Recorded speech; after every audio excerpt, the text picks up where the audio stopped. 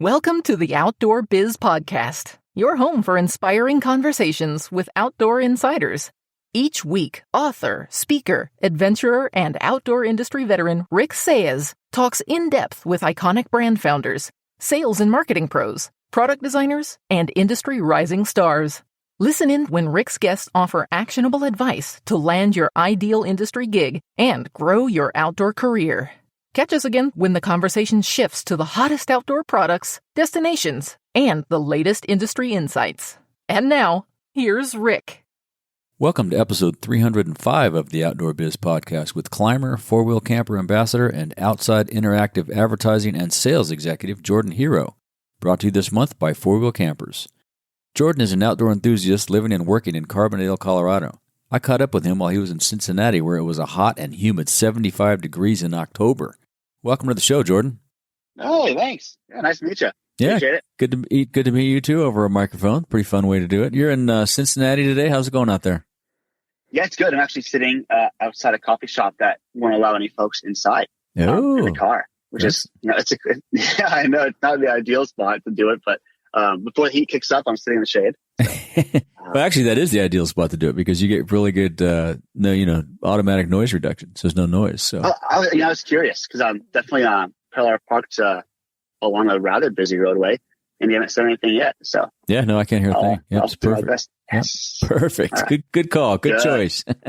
Well, yeah, I walked in there to get the pastries this morning. Nice. It's a nice quiet spot. Yeah. And what do you know? All the tables were folded up, and they're like, "Yeah, sorry, I can't sit inside." So I sent my friends the rental car that we're in, because we're on this road trip here. They're just walking around downtown right now instead, which is they don't mind. Yeah, so. Right on. Cool. Well, I appreciate the time. So let's start with how you were introduced to the outdoors. How'd that happen? Oh man, I guess my grandfather first introduced me. I'm sure my parents took me out, but he's the one that really taught me to appreciate them. Mm-hmm. We'd go out every weekend growing up during summer vacation and just backpack and hike and fish, kind of the traditional upbringing. I'd say in the West here, just car camping and eating by mosquitoes, just living it out, next to the lake as often as you can. And, we weren't like the biggest like hikers and, whatever, but, we got out plenty. Certainly looking back, I was grateful for it, but meeting friends that were much more immersed, I was like, oh, it looks pretty cool. Yeah. Some friends are climbing at 8 years old. Oh, wow. Really? So, wow. Huh. Oh yeah, sure. So you've been climbing a long time. Some parents. No, I haven't. Yeah. I first got introduced in college. So, I'm pretty jealous of those folks that did get to grow up in that kind of environment. Right. But no, I wouldn't change a thing. I got to go out plenty. And cool. The privilege there was pretty phenomenal. So was that in Colorado? Colorado. Yeah, Carbondale. Okay. Yeah, cool. Yeah, awesome. Yeah, so he built a lot of these roadways up in the Frying Pan Wilderness for diversion projects for Denver. So they would just drill these huge pipelines basically to just through the mountains to just the furthest west side of the Front Range around like Leadville or whatnot. Because the Denver Water Board basically claimed all water above 10,000 feet back in the mid-1900s. So they tasked him with drilling all these pipelines. And so he'd always take us up there. Like, oh, yeah, I was down here underground, 40 years that's ago. Cool. Wow. Like digging this, digging that. So we were always up in the Frying Pan. Right That's on. definitely where I spent most of my time with him as a kid. That's a good spot. That's a good spot to do it, yeah. So it's a good spot. And you have a bachelor's degree in geography and environmental studies with an emphasis in GIS and remote sensing techniques. What inspired you to choose those areas? I actually was on the exercise physiology track for 3 years in college, and I was almost done, to be honest. Really? And I kind of just lost the sight. I was still rather keen on getting a degree, but I love that content and I loved the school, but I just didn't quite picture myself in that field. Did you have plans? Did you have a long term where you're going to be a PE instructor or? Yeah, more towards medical just tech? Health and exercise science. Okay. More like a glorified trainer of sorts. I'd say. Yeah. Not quite PT because as soon as I was in school, they started making PT a mandatory doctorate degree. Or where it used to just be, a master's, right. 8 years, as far as I know.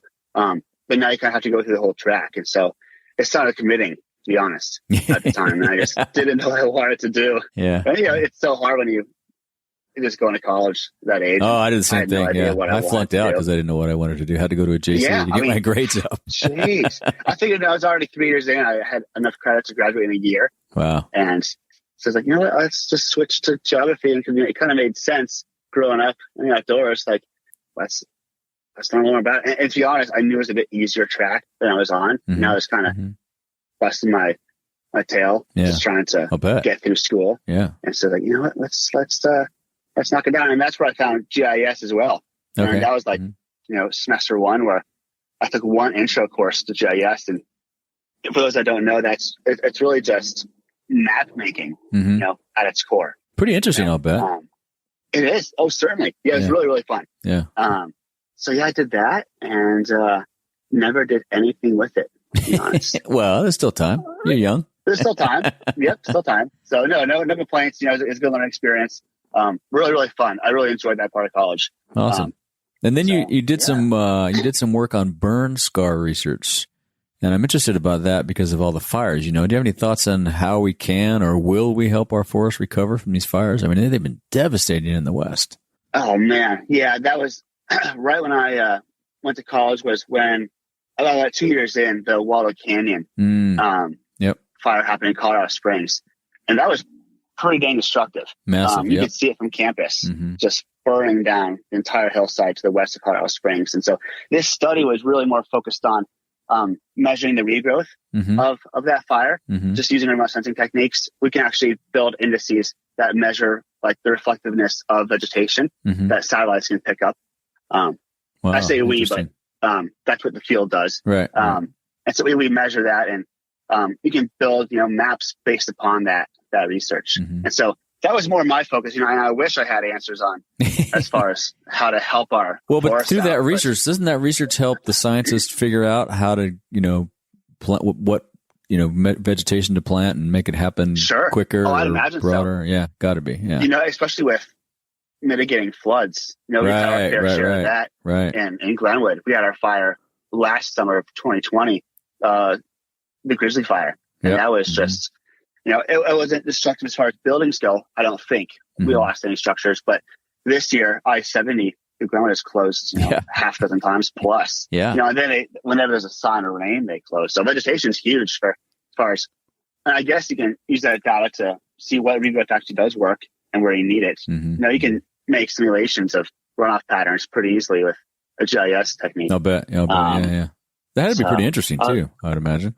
Oh, that's why. I really enjoyed that. And I just didn't get into it after college because I just didn't find the exact field I wanted. I didn't want to do the city planning kind of stuff. Right. So I kind of just let it on go. But no, I still have it in the back pocket. So who knows? Yeah, there you go. Yeah, cool. Yeah. And you have some great experience in media and advertising. How'd you get into that? Yeah, I just fell into that, to be honest. Sometimes that's the best way. I stumbled into recreation. I hear a lot of folks. Didn't look back. That's just it. Yeah. Yeah. I don't have an econ degree, like all my other friends do, or business administration or anything of sorts.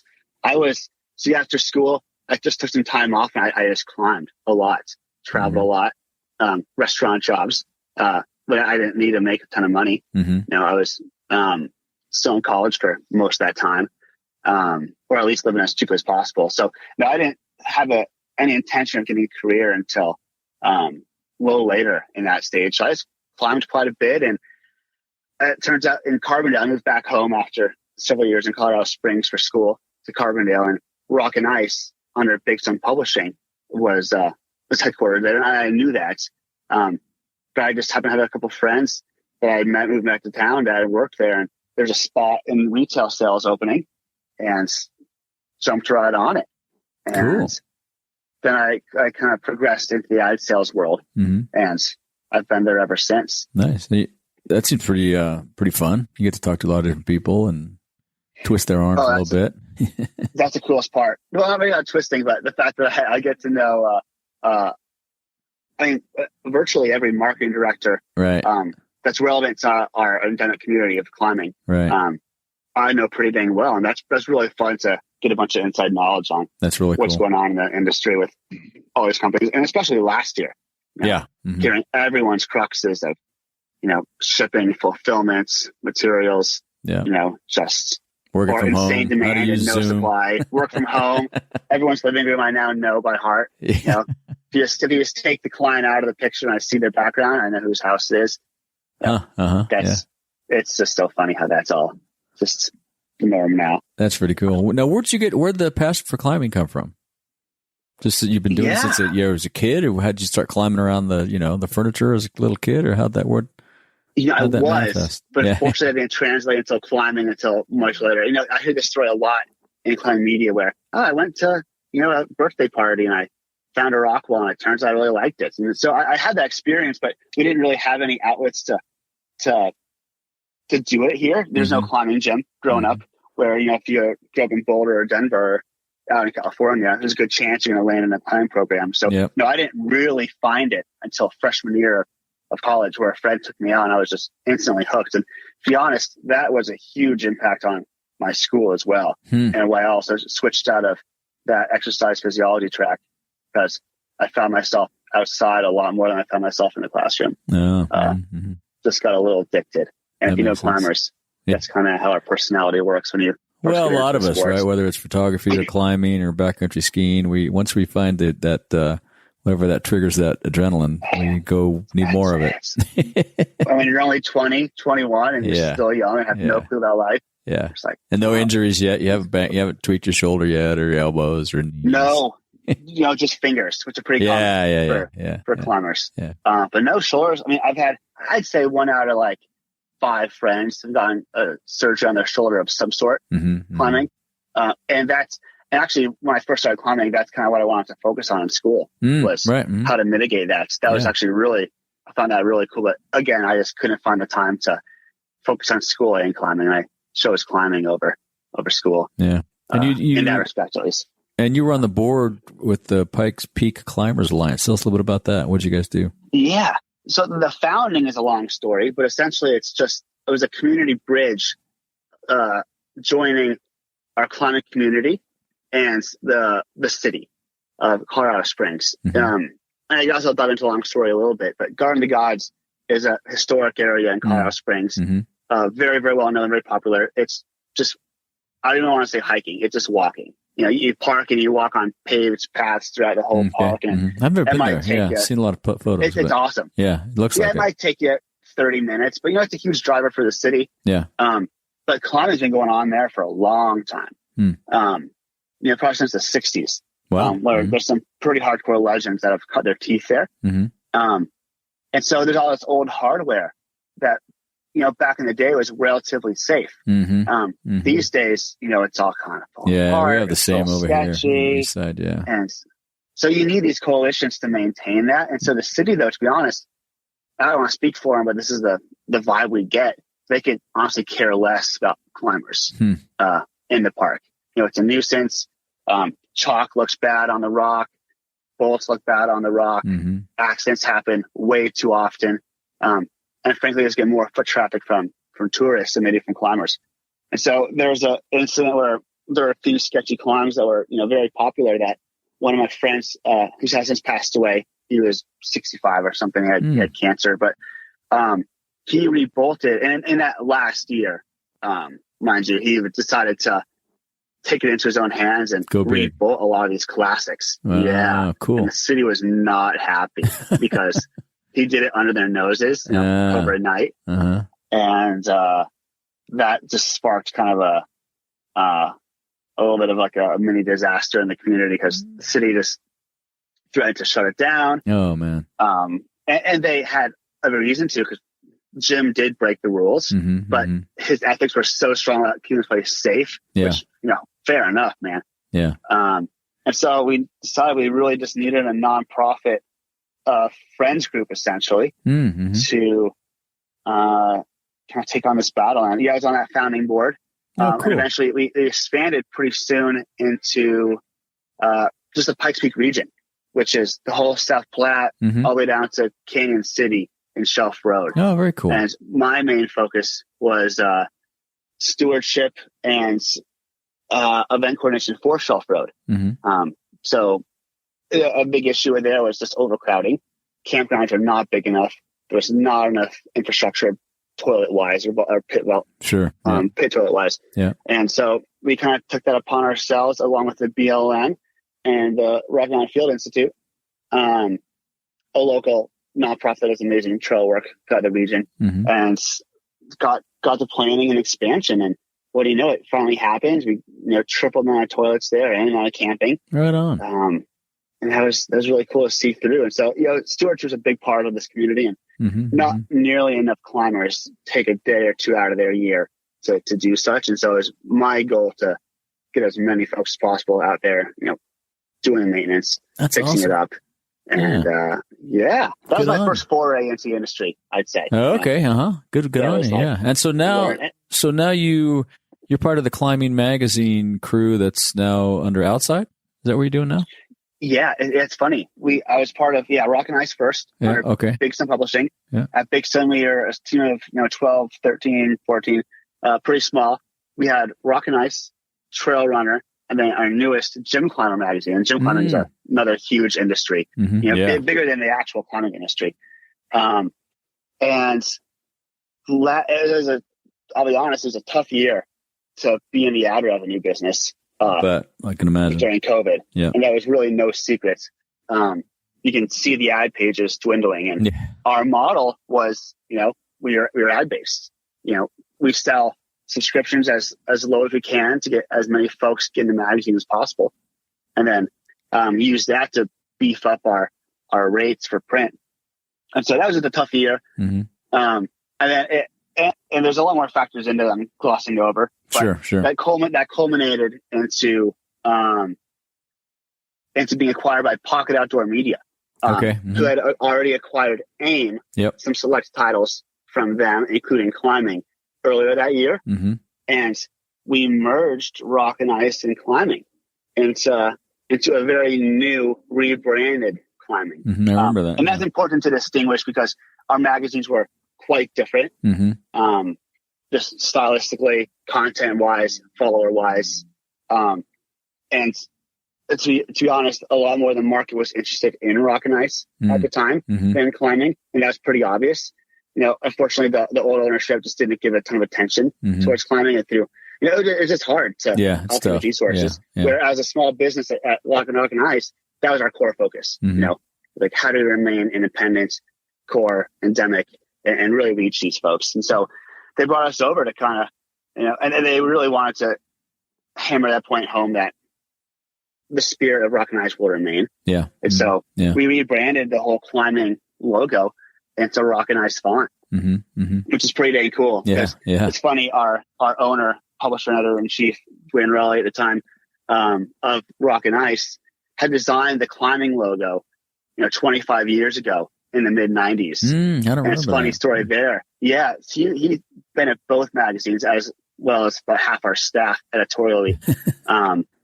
So it's just always been like a competing back and forth between the two. And they're actually both in Carbondale for a couple of years. I remember that. Yeah, I remember that. Like across the street from each other, in the same complex, which is always really funny.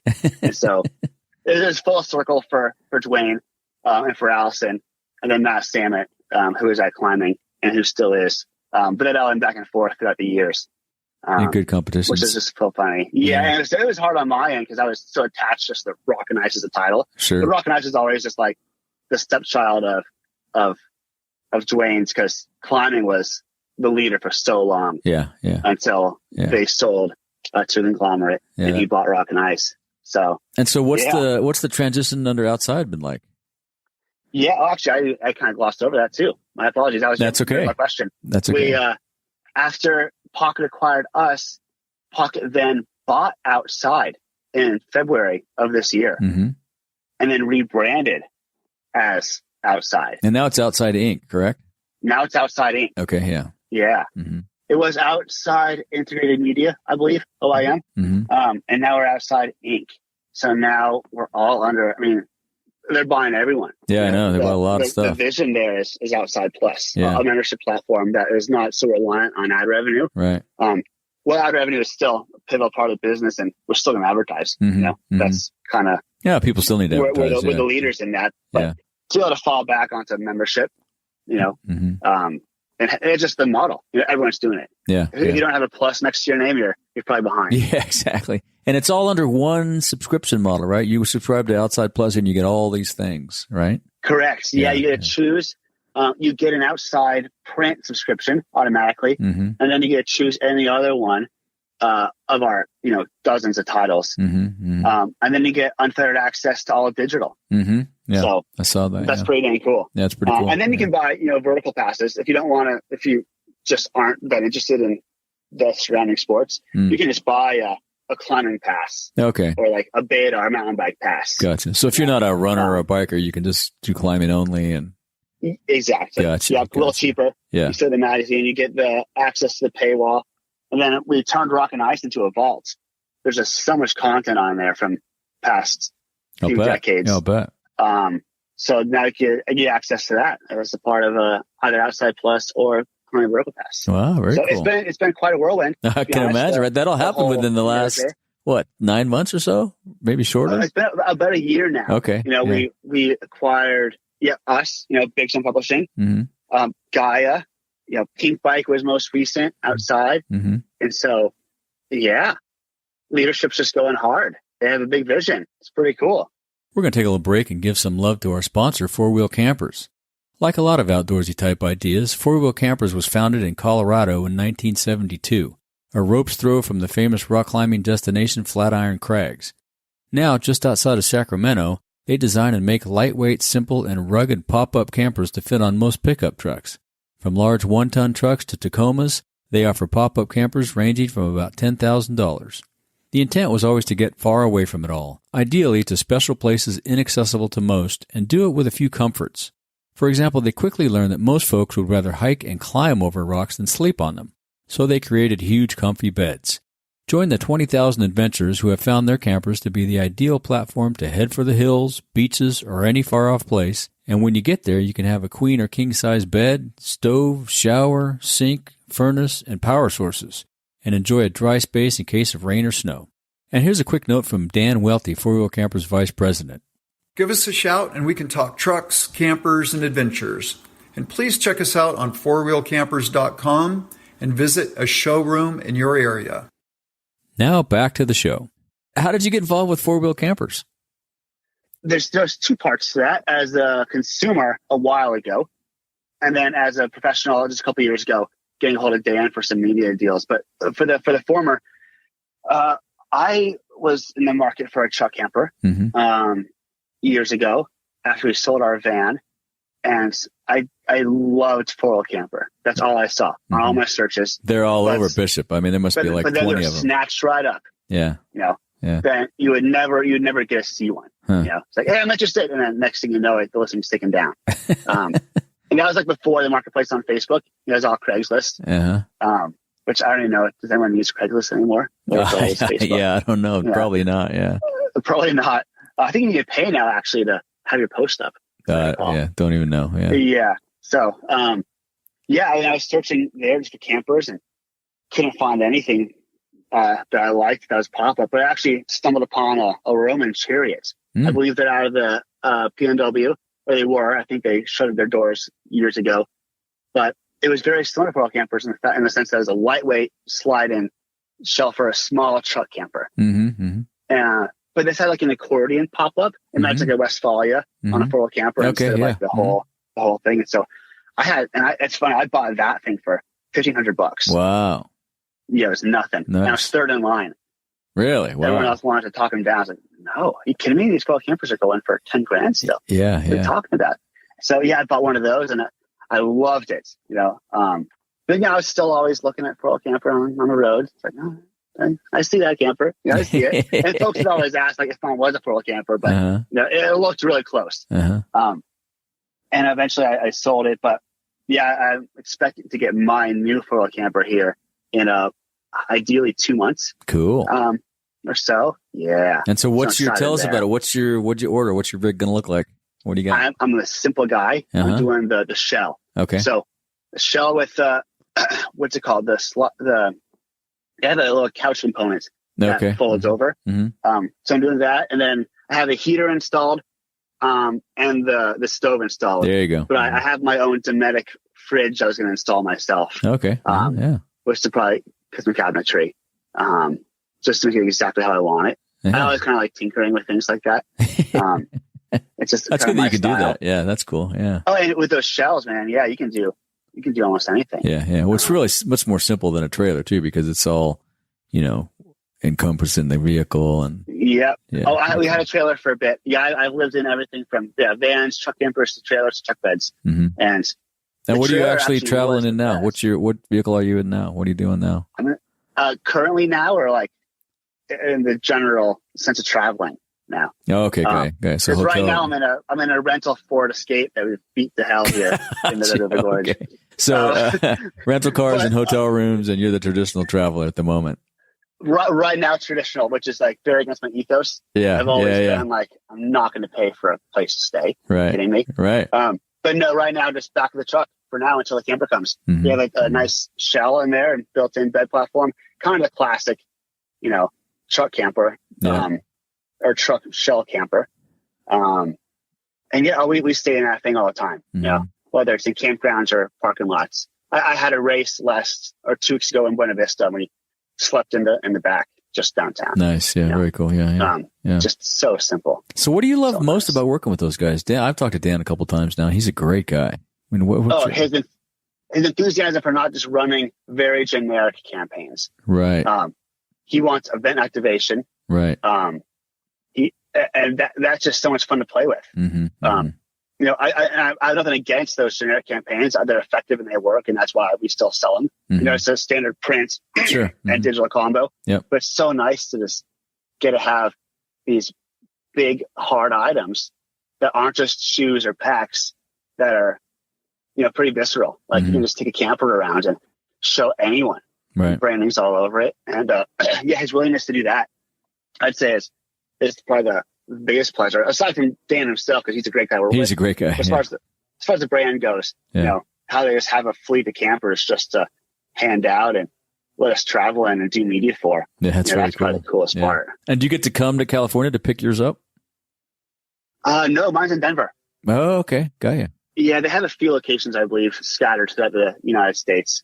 And there's a local one in Denver, only 2.5 hours from my home. Oh, that makes it good. Yeah, easy. Yeah. I want to say it's still built in California, and then it just gets put on a truck and shipped here. That makes sense. But yeah, that saves me, a couple thousand miles. Yeah, no doubt. Yeah, it's pretty cool to see their main factory there, though. I was there a few weeks ago. Man, unbelievable. I need to. I'm so many different variations and just beautiful, just beautiful work, beautiful craftsmanship. Yeah. I watch every video there is possible. Yeah. Their tours, just like getting inside of it. But no, next time I'm over there in California, I need to stop by, and I know Dan is more than welcoming. Oh yeah, definitely. So, but, he liked to show that. We sent over our team just last week to pick up their rigs for the next 6 weeks, and they couldn't speak any higher of it. Yeah. What'd they get? Right. Variety or just your traditional pop up? They got 2 different ones. Okay. They have a big flatbed Ram, monster. And those are, bolted on differently than a slide in. Yeah. Okay. So that thing is just, luxury. Massive. Yeah. Man. So it's like driving a, mid-sized U-Haul, I imagine. Right. And then we got another one. It was a Ford, but a traditional slide in. Also a big truck though, I think. Yeah. Very cool. Man. So I'm super jealous of the team that flew out there to pick them up. They have 5 weeks left on their road trip. Oh, so fun. Yeah, man, I'm jealous of that. Yeah, that'd be awesome. Yeah. So you can follow all that on climbing.com. Yeah, it's all sponsored by Full of Campers. Oh, we'll link to that in the show notes. Yeah, so everybody can find that. Cool. Yeah. It's so the American Alpine Club, a good partner of ours through the magazine. They're kind of a nonprofit. They're just like our community, essentially. Yeah, I'm looking forward to getting those guys all here for the Craig and Classic event here in Bishop. Say hi to Heidi. Yeah. Get her on the show. Yeah. She's an advancement director over there at the AAC. Yeah. I think I've talked to her a couple times. Yeah. Be very fun. Good. And So in addition to climbing, what other activities do you participate in? Yeah, I alluded to that earlier. I think with the race last weekend. But I think running is that's my secondary. Yeah. Like super long distances or what? Yeah, totally. Okay. Yeah. Long trail runs, long days on mountains. That's just a great compliment, I think. I mean that more more emotionally than physically, because physically they don't go well together. If you want to perform well at both, you're putting in a lot of work. Yeah. It's just so hard to climb all the time and then run all the time. A lot of physical work too. I mean, your body takes a beating running. Yeah, it does. It's just like, how does your body recover which end? And I'm still trying to figure that out. Yeah. A lot of ice. So I spend a lot of ice. I do a lot of ice. Yeah, in the winter. Yeah. Oh, sorry. No, I know ice. I mean, ice for the joints. You get done with a big run, you got to ice your knees and ankles. And I not as much as I should. I'm so bad at self-care. Yeah. As far as injuries goes, running is like where I get hurt the most. Yeah. I do my stretches and whatnot, but I take some. What's this? There's like something called, I forget what it is, but it just basically helps out your cartilage regrowth. Oh, glucosamine? Like horrible knees. Yeah, exactly. Thank you. Yeah. That's it. Yeah, I have horrible knees too. I've taken a lot of that. Yeah. Running is it, man. And then mountain biking. I do a lot of that too. Gotcha. So, I do a couple ultras a year if I can. Wow. But really just, long days out. I don't care how many miles it is, but if I can be on my feet all day, that's most ideal. Yeah, very cool. You got any big projects coming up after this trip when you get home? What's next? It's really busy actually for me the next month. I've been in Kentucky here for 10 days, and then headed to Moab for a biking trip this weekend. And then I have my elk hunting season next week. And then I have what's next? Oh, I have a friend in a birthday challenge in Indian Creek, so cool. I have to. I'm going to help out with that. It's just if you knew how many pitches for the years you are turning. Very cool. And then I have a friend that has a race in California, actually, a trail race. Wow. 100 miles. So I'm going to help her out. So no big personal trips planned, but a lot of supports coming up here. Very cool. Yeah. So do you have any suggestions or advice for folks wanting to get into media and advertising? Want to get a career going? I think I'm a pretty bad person to ask that, just because I got so lucky falling into Stumbled into it. Yeah. Yeah. Man, the privilege there is just phenomenal. Yeah. And I fully acknowledge that. But here's a plug. I mean, look at Outside's hiring. It's insane. We're growing so fast. There's so many positions open from all levels. So, I mean, really just getting your foot in the door. It's one of those industries where once you know a few folks, you're kind of in. Yeah. And I know that sounds elitist, and it definitely is. But that's unfortunately just kind of how it works. That's true of a lot of things, I think. Yeah, that's true of a lot of things. Yeah, totally. Yeah. It helps to live in Colorado. Yeah. That's a big help. There's just so many outlets here for media and PR. I think agency would be a great start too. I kind of wish I had some years in an agency. Yeah, that's good. That's good advice. It's just such good learning. Right. Like Backbone Media is here in Carbondale. I have a ton of friends that have started there and still work there. And Denver, of course, has a ton of those agencies as well. So, if you're in one of those outdoor communities, one of those outdoor hubs, there's a lot of opportunity there. Yeah. And as far as like, if you want to do, riding, that's probably even a bit harder. Getting your feet in the water on that end. I would just say submit. A lot of folks don't really understand that we're all rather user submitted. That's kind of how we operate. Sure, we seek out riders to cover stories, but our editors aren't always riding. It's definitely a lot more like, if you have a cool story, come tell it. Those inboxes are always open. Look at the master of the magazine, go online and email all the editors. Bug them. You got a good story, you think. Yeah. That's really good advice. Advocate for yourself. That's really good advice. Go through Instagram, right. Just like DM us with like a pitch. And I don't want to speak for the editors because I'm in sales, but I mean, that's the way to do it. Yeah. No, that's really good advice. Yeah.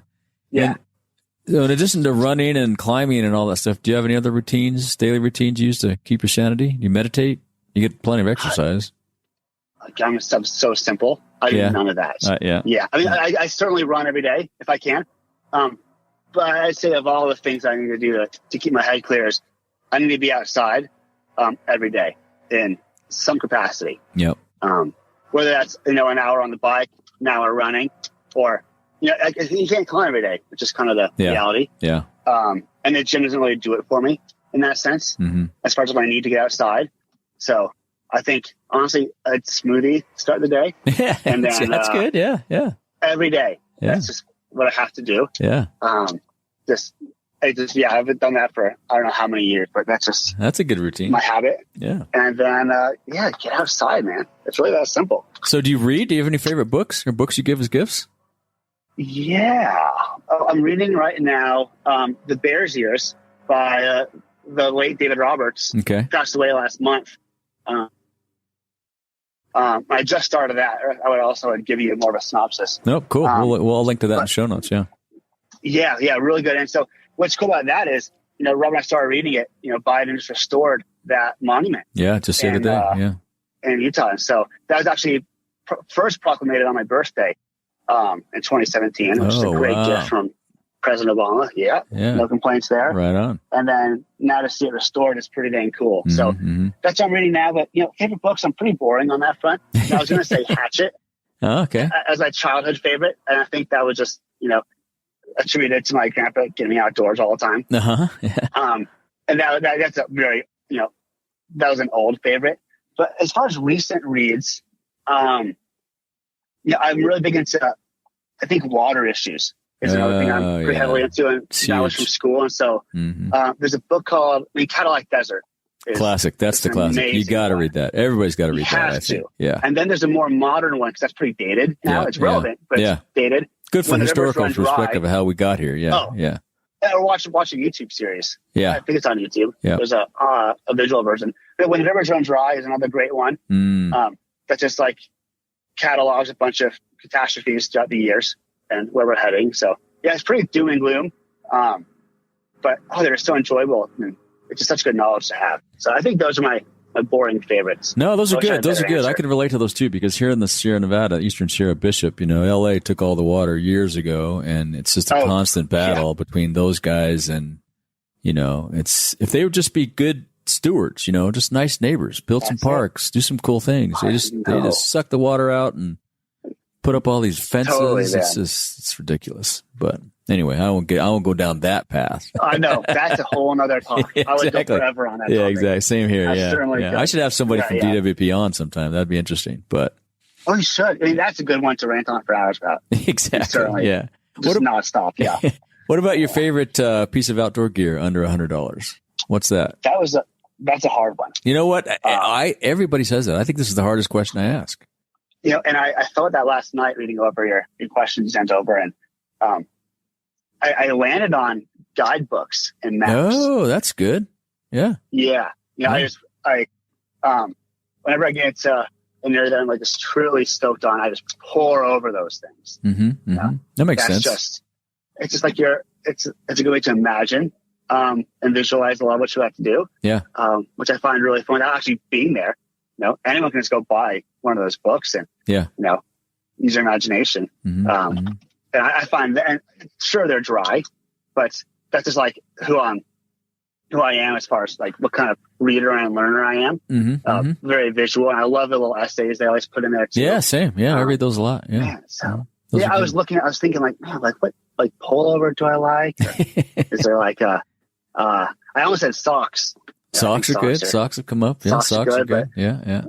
Man, it's tough too. It's tough under $100. Industry's not known for things below $100. Right. Exactly. Yeah, it's tricky. That's why I ask it. I mean, it's funny. I could revert back to my early years of climbing. I would save my tips up, and I would go buy a cam. It's a climbing device. Yeah. And so I'd save up tips for 2 weeks. No, I was young. I was 18, and I'd buy a cam. Yeah. 2 weeks later, save some tips. Go buy a cam. I bought on my rack one by one. Wow. Good for you. I find that to be a really fun way to do it. Yeah, that's good. That's a good story too. You should write that up. That'd be a good little article or story about how you did that. Yeah, how to build a rack. Yeah. Save. Yeah. One cam at a time. eBay. One cam at a time. Yeah, eBay. Right. Yeah. Which I would never do again. But, well, because it took so long, or why? Because you couldn't do certain things without certain pieces. What? Why wouldn't you do it again? I mean, I think this is a safety thing. Oh, okay. Mm-hmm. Yeah, that makes sense. And climbing gear, you just traditionally don't really want to buy used all that often. Right. Besides shoes. Right. Perhaps. But yeah. Because you just never know. Yeah. As we go to wrap up, is there anything else you want to ask or say to our listeners? Oh, man, you did a pretty good job. All right. We covered everything. We covered a lot. Quite a bit. Yeah. We did cover a lot. I was quite surprised actually how much we managed to fit in there. Yeah. It's once we get talking, it's the questions just keep us going, and here we are. We almost had a huge water rant. That was close. Yeah. We avoided that. Could have gone down there. Exactly. Yep. Yeah. And if people want to follow up, what's the best way to follow up with you? I'm horrible at Facebook, but Instagram I'm on a lot more. So that's just first name _ last name, Jordan _Hirro. Cool. And then it's just that simple. Yep. Yeah. Well, we'll link to that in show notes too. Yeah. Well, Jordan, it's been great catching up with you. Hope you have a great day. Thanks, yeah. I look forward to seeing you at the shows, or you get out here to Bishop, or I'll get to Colorado or something. Be fun. I'm hoping I can join in Bishop. You got to. You've been here, haven't you? I have, a few times. Yeah. It's just it's climbing Mecca, so I don't climb anymore. To go back. Yeah. I'm going back. Come on out. Right on. I know. I mean, I'll let you know. I mean, yeah, I got what the dates those are, but I will be in California around that time. So, okay. I'm going to try hard. Yeah. Give me a holler. I'll be around. I will. All right, man. Thanks. All right. Thanks a lot. Appreciate it. Thank you. Thank you for joining us on another episode of the Outdoor Biz Podcast. Be sure to visit our website, theoutdoorbizpodcast.com, where you'll find show notes with links to everything we talked about and more. Subscribe to the show on Apple Podcasts, Spotify, or wherever you get your podcasts so you'll never miss an episode. And while you're at it, if you found value in this show, we'd appreciate a rating on iTunes. Or spread the word and tell a friend about the show. That would really help us out too. Be sure to tune in every week. And thanks again for listening to the Outdoor Biz Podcast with Rick Saez.